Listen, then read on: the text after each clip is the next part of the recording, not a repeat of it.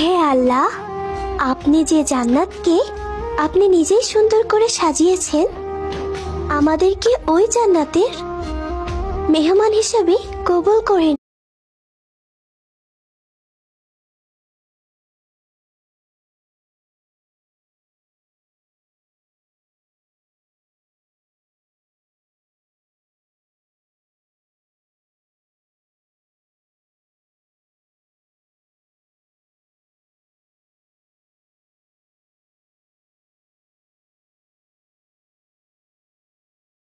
জীবনে যারা হজ করতে যাইতে পারেন নাই তারা আমার সাথে মিষ্টি ভাষায় বলেন, লাব্বাইক আল্লাহুম্মা লাব্বাইক, লাব্বাইক লা শারীকা লাক লাব্বাইক, ইন্নাল হামদা ওয়ান নি'মাতা লাকা ওয়াল মুলক লা শারীকা লাক।